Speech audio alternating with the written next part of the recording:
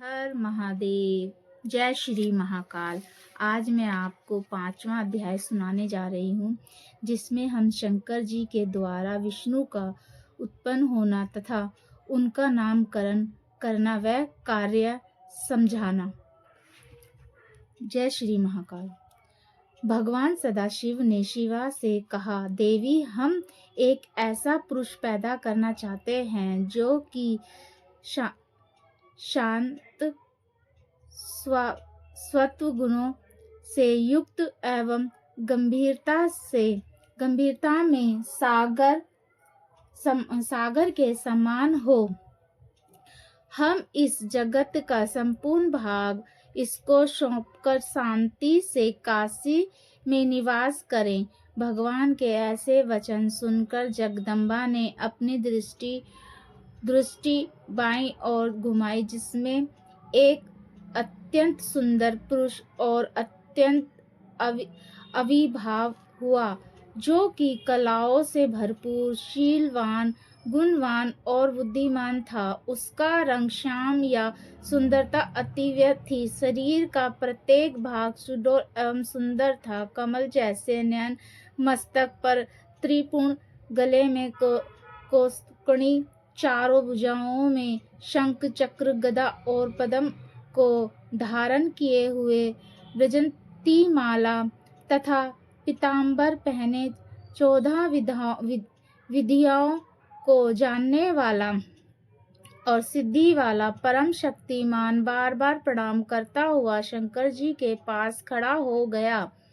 उसको देख भगवान सदाशिव और शिवा अत्यंत प्रसन्न हुए। वह सुंदर पुरुष भगवान सदाशिव तथा पार्वती से बोला, मेरा नाम तथा काम बताने की कृपा करे। यह सुनकर भगवान श्री सदाशिव ने हंसकर कहा, सर्वत्र व्यापक होने के कारण तुम्हारा नाम विष्णु है और तुम्हारे समान कोई दूसरा मनुष्य उत्पन्न न होगा।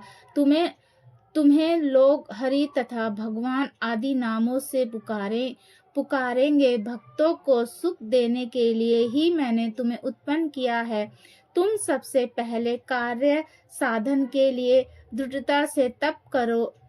ऐसा कहकर सदाशिव ने भगवान श्री विष्णु जी को योग विद्या का ज्ञान दिया और भगवान श्री सदाशिव अत्यंत हो गए।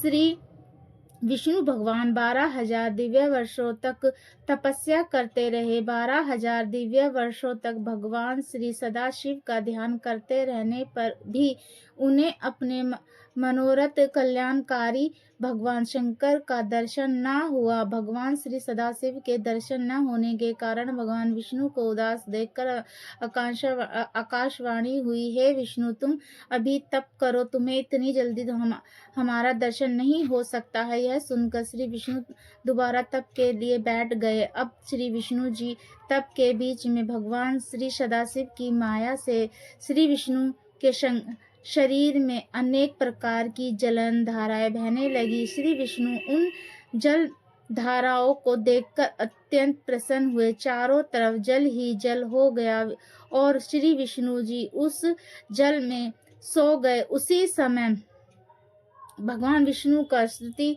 समस्त नारायण नाम हुआ और उस समय इस संसार में श्री विष्णु जी के अतिरिक्त और कोई न था। फिर भी विष्णु जी से सब तत्वों की उपस्थिति हुई और उनका विस्तार हुआ। फिर प्रकृति की उत्पत्ति हुई। प्रकृति ने पहले महान उत्पन्न किया।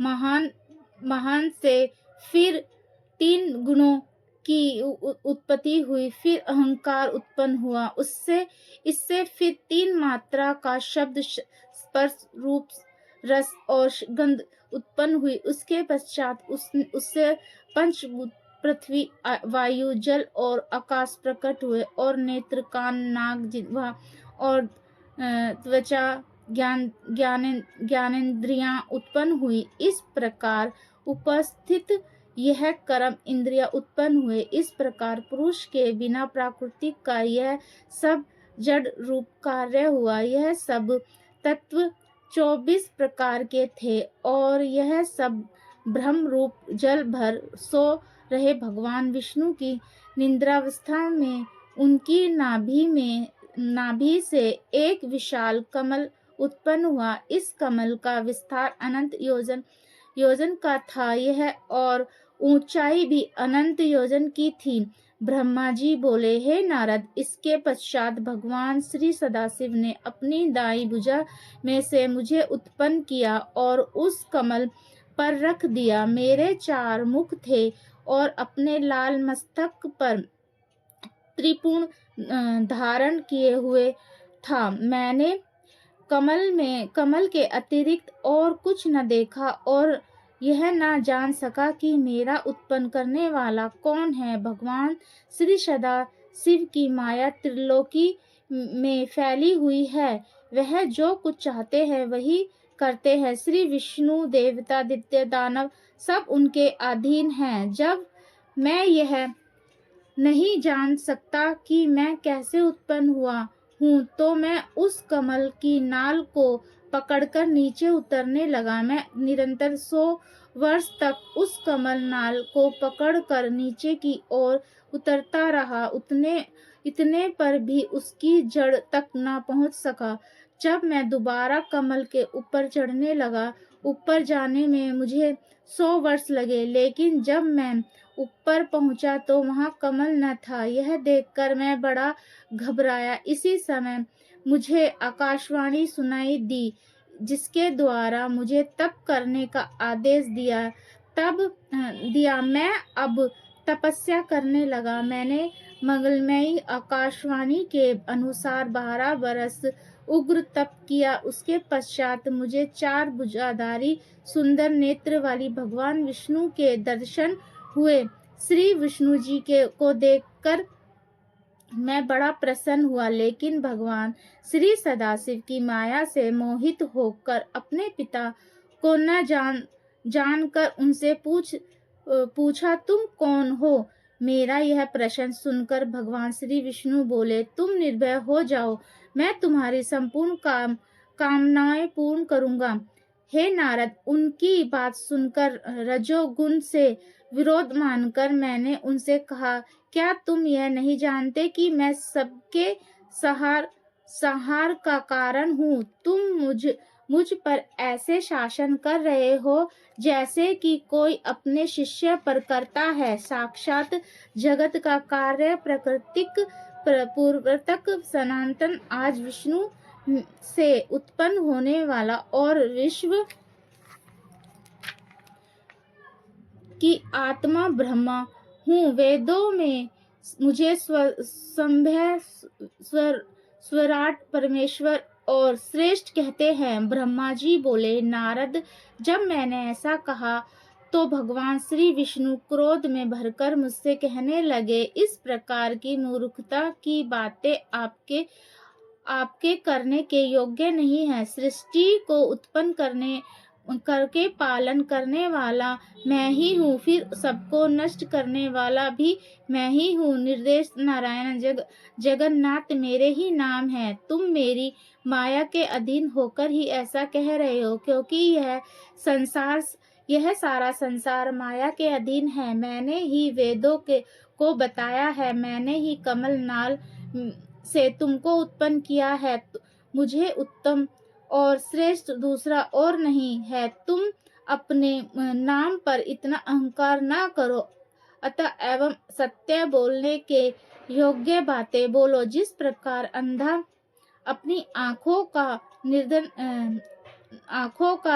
निर्धन अपने धन का वर्णन करता है, उसी तरह तुम भी अपने नामों की बड़ाई कर रहे हो। यदि तुम मेरा पूजन न करोगे तो तुम्हारा कल्याण नहीं होगा। भगवान विष्णु की इस प्रकार की अहंकारपूर्ण बातें सुनकर मुझे हंसी आने लगी और इतना क्रोध आया कि भगवान विष्णु को अपना शत्रु समझने की मैंने उनसे कहा, आप मुझे बार बार गुरु की भांति उपदेश क्यों दे रहे हैं?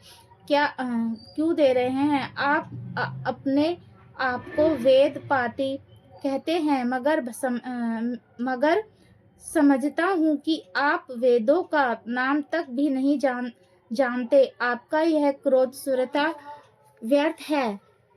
इस बात को सुनकर मेरे और विष्णु जी के बीच बड़ा ही भारी शब्द युद्ध हुआ। भगवान सदाशिव की माया से मोहित होकर हम दोनों ही अपने आप को सर्वश्रेष्ठ मानते रहे।